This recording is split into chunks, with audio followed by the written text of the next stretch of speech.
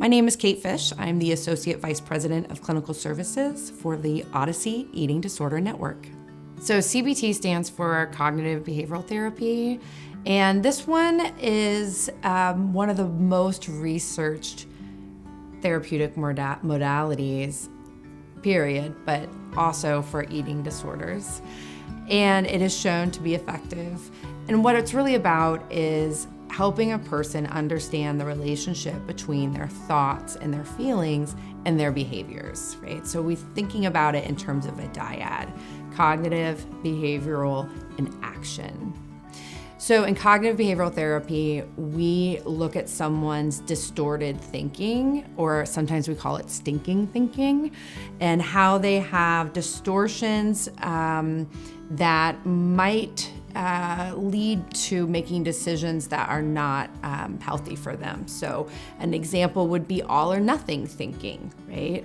Really, or black and white thinking. The world isn't black or white. The world is most often gray. So we are limited if we consistently think about things in a black and white way. So for example, something I might hear one of our clients say is, I have to get an A+ on this paper or else I'm a failure, where that's not true.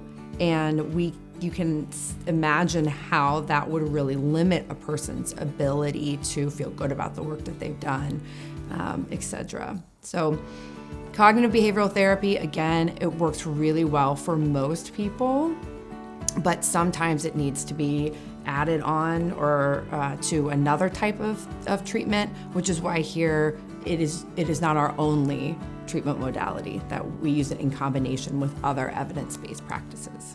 So again, if we're looking at cognitive behavioral therapy as that three-pronged approach, we usually walk our clients through kind of a slow down process, right? So often we think something, which leads us to feel something, which leads us to act. So an example of that might be, you're in a situation in which you're sitting at the lunch table and in the cafeteria, and everybody gets up when you leave, right? So the situation is sits down at the lunch table, everyone leaves.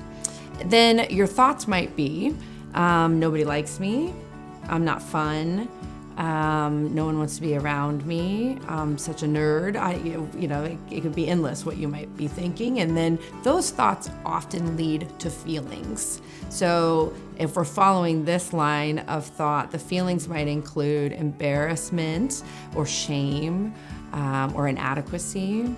And then we look at, okay, you sat down at the table, you had a thought, you had a feeling, and then you had an action. What was the action? Well, I threw my lunch away, I didn't eat it. And what we want to do is slow it down so we can see how the person thought about the event, identify any stinking thinking in there, any distortions, right? How that thought led to a certain feeling, and how that feeling led them to engage in an eating disorder behavior. If we can help slow that process down, we can increase their self-awareness in terms of, oh, A plus B equals C, we can intervene here, for example. We can start to challenge any cognitive distortions that we see in our thinking and hopefully avoid feeling the way that leads to our eating disorder behavior.